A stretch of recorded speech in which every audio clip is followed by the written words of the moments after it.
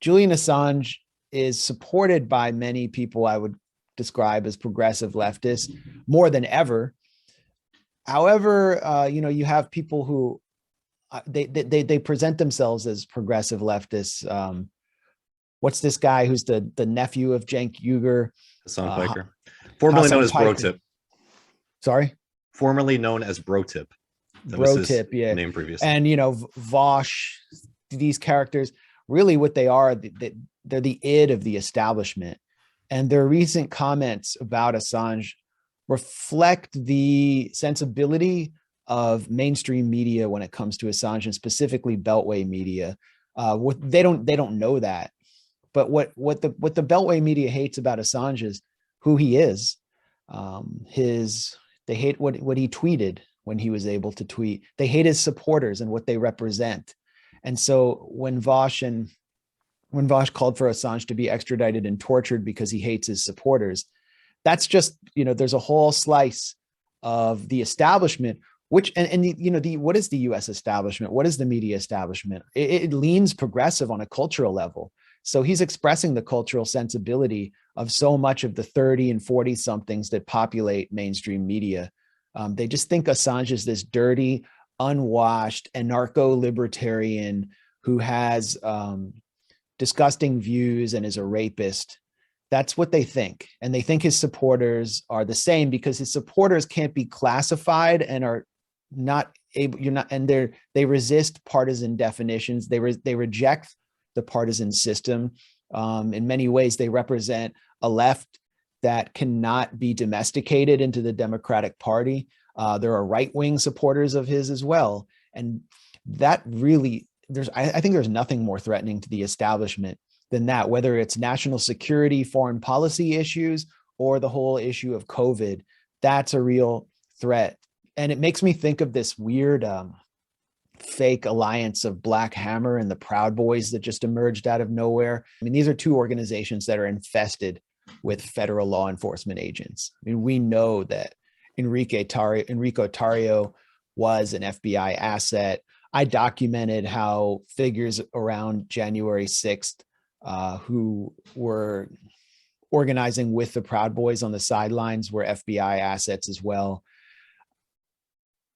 Black Hammer is a joke. It is a joke. And this whole thing looks to me like some kind of federal operation to discredit the politics of the moment because they're so threatening, and to just puppetize it, to make it look like a giant cartoon. I mean, I know I'm kind of going off on a tangent here, but because I'm thinking about how difficult it is for the political establishment and specifically the Democratic establishment to keep people corralled into the party. They're very threatened by the kind of politics and mobilization that's been emerging in the last year or so around protests against vaccine mandates, for example, where you actually have seen in New York City MAGA types from either the far boroughs, Staten Island, and coming in, the right-wing ethnics coming in and protesting alongside leaders of New York's Black Lives Matter chapter. You saw that at the protest in support of Kyrie Irving outside Atlantic Center. That's very threatening. When those groups start getting together, it can shake the establishment to its foundation. And I think that's an important point too, because we see a lot of these folks, kind of palling around with right-wing media figures, like establishment media figures like Ben Shapiro. They'll go and do debates with him or whatnot. Yeah. And they're perfectly fine with the establishment Democrats associating with establishment Republicans. That's perfectly fine. What I think is funny about the anti-imperialist left often being demonized for calling for worker solidarity or reaching out to right-wingers to advance left-wing issues among them and maybe pull them to the left. They often get demonized, as being part Nazbols or part of this red-brown alliance. But who are the ones who vocally say that the Bush administration, the Republican Bush administration, were war criminals who should be prosecuted? That's the anti-imperialist left. I don't hear any of these Beverly Hills bread tubers or people at TYT ever bringing that up. It's always the anti-imperialist left. George Bush is a mass murdering war criminal who organized a torture program. He is the moral superior of no one. In fact, no one is the moral inferior of George Bush. He's as bad. He's worse than Charlie Manson. He's got a much bigger kill list than Charlie Manson. George Bush is a homicidal maniac and should be in The Hague. Those of us, I mean, particularly in my generation, I'm a Gen Xer, so we remember the Bush era. We remember all these criminals like David Frum. We remember Bill Kristol and what they did to just destroy an entire region of the world on the basis of lies. And they've been welcomed back into progressive circles in the same way that sequels are made of films like Psycho because everyone forgot how great the original film was. It's just all about cultural and political amnesia. And the progressive left suffers from cultural amnesia. I would just say that the center left in the US suffers from this kind of amnesia, where people like William Kristol get to ride around in a limo with Ari Melber, who I actually used to work with at The Nation and is now an MSNBC host, for a segment called Woke Bill Kristol, alongside Fat Joe, this washed up South Bronx rapper who was never good in the first place. And he never had to recant his support for the Iraq War. All he had to do was make Ari Melber feel important.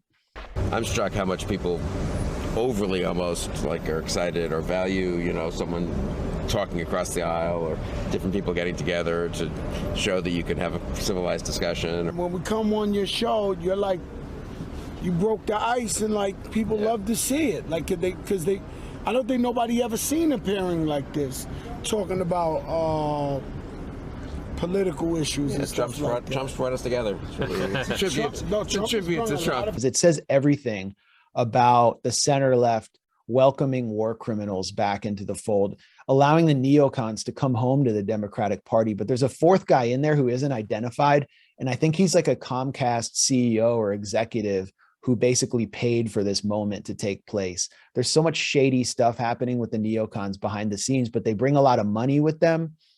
We actually saw a letter recently that was published in the New Republic that William Kristol fronted. He was one of the two names on it. And all of these baby boomer, boomer center leftists and Noam Chomsky and Adolph Reed signed on to it as well. And it was about just like, we need to come together to save democracy against the evil fascist right wingers. So like Chomsky and Adolph Reed were willing to sign a letter that Bill Kristol co-authored.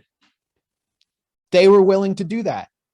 They don't care that Bill Kristol's main legacy, his central legacy, is everything they claim to be standing against, and all the racist propaganda that the Weekly Standard pushed as well about welfare queens and immigrants. They just were willing to overlook it because they're so scared of bad orange man and the January 6th deplorables. And I really think there should be a retirement age for some of these progressive gurus. I mean, your interview with Noam Chomsky was honestly, like watching it, it kind of felt like elder abuse at certain points. And he played a part in my political formation, but now I just think he should enjoy his time in Arizona and just stop. We have an article at the Grayzone, me and Ben Norton wrote about this group called the International Socialist Organization, ISO, and how they basically infiltrated the DSA, and they've worked alongside Jacobin, and they have held this annual conference in Chicago called just the Socialism Conference. I actually went to it one year and I found it kind of bizarre.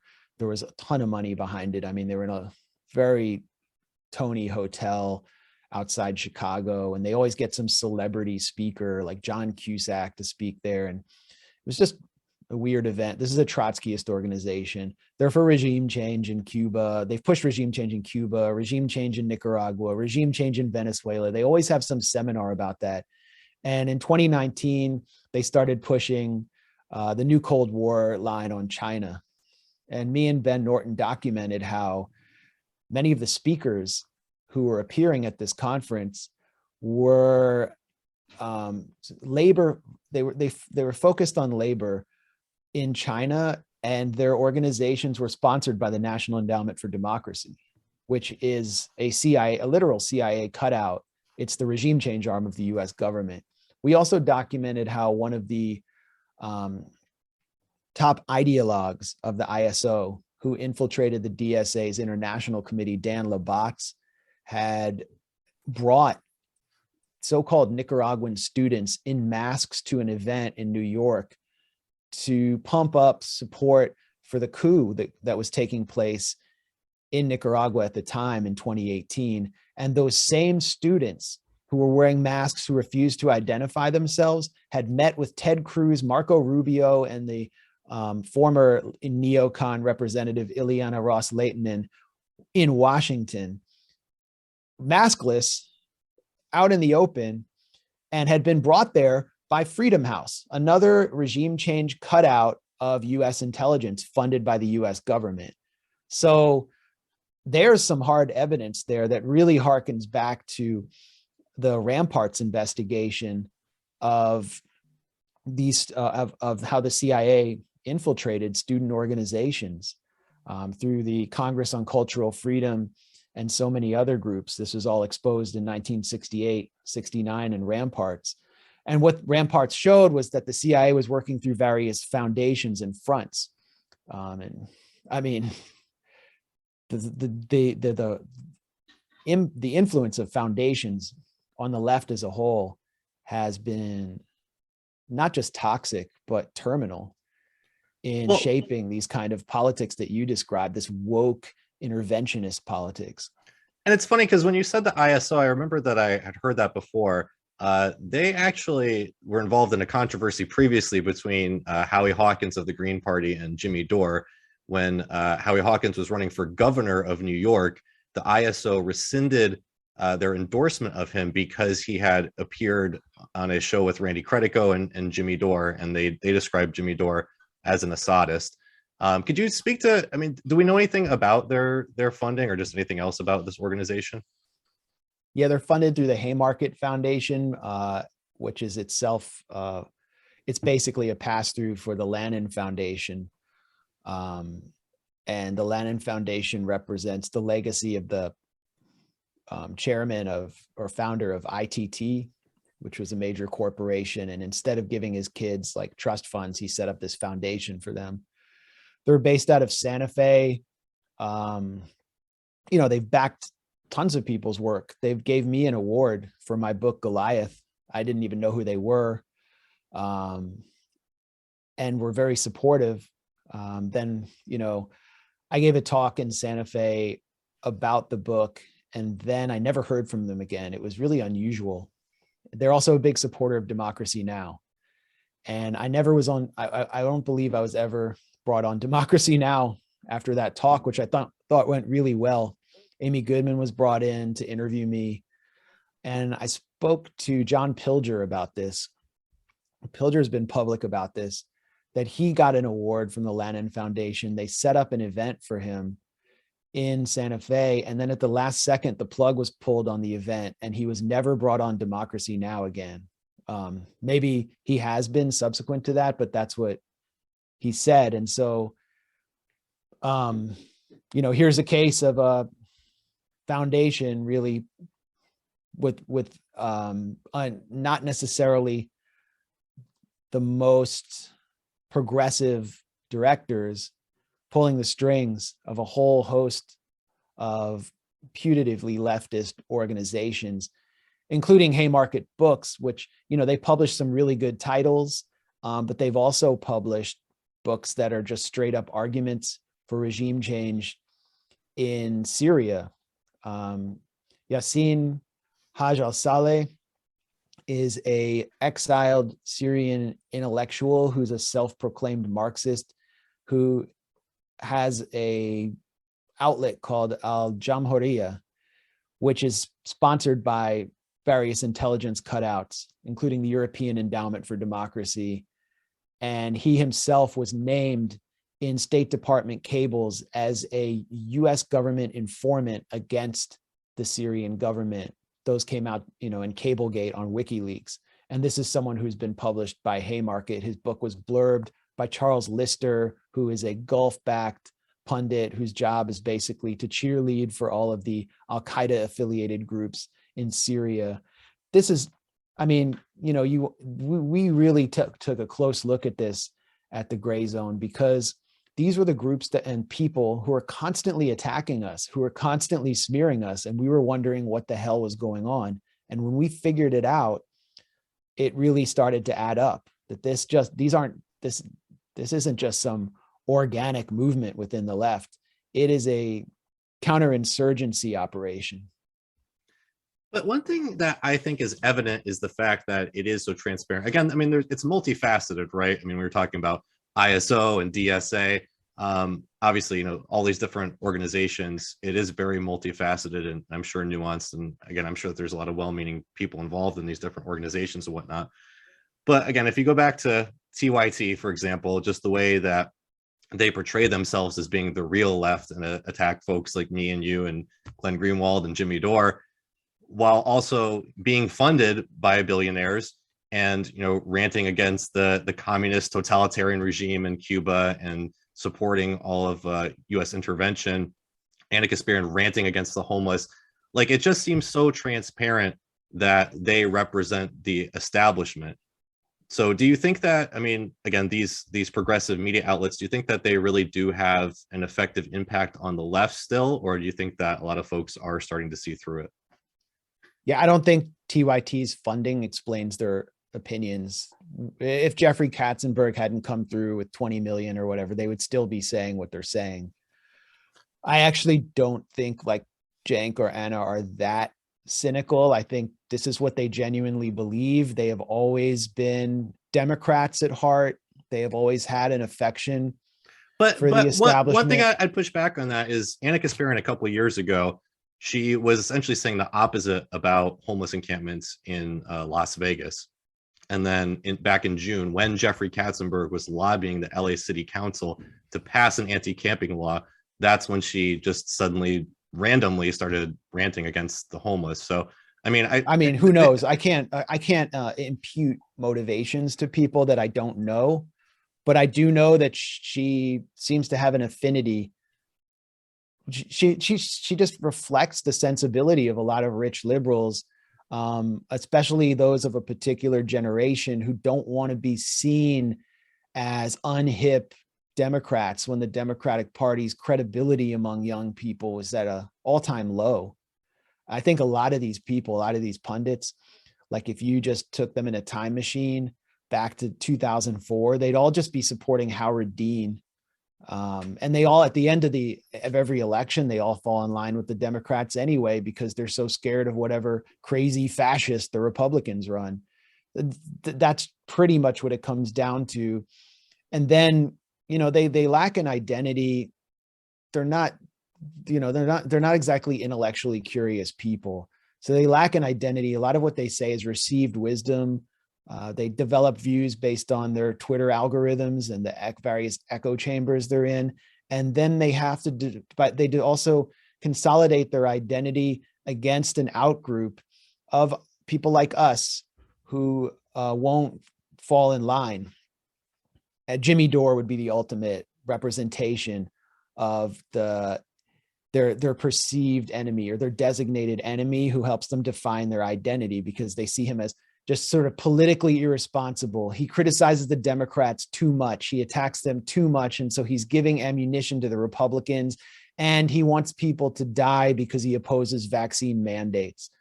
So they become the responsible progressives, the responsible, respectable left who can still get respect from their parents at Thanksgiving and ultimately, that is how they make themselves a channel for funding from people like Jeffrey Katzenberg or some foundation, which has to have a board meeting and decide, along with all of these, elite wankers, which progressive organization to fund. And so they're not going to fund the dirty left, the Assadists, the Kremlin shills, the anti-Semites and the anti-vaxxers. No, you can't have one of those labels, and you can't engage any of these issues that are forbidden to touch within progressive circles. I mean, there's like an electrified fence with barbed wire around so many issues that are untouchable if you want to be seen as respectable. And I think that's the separating line with those pundits or influencers and you and I and Jimmy Dore and so many others.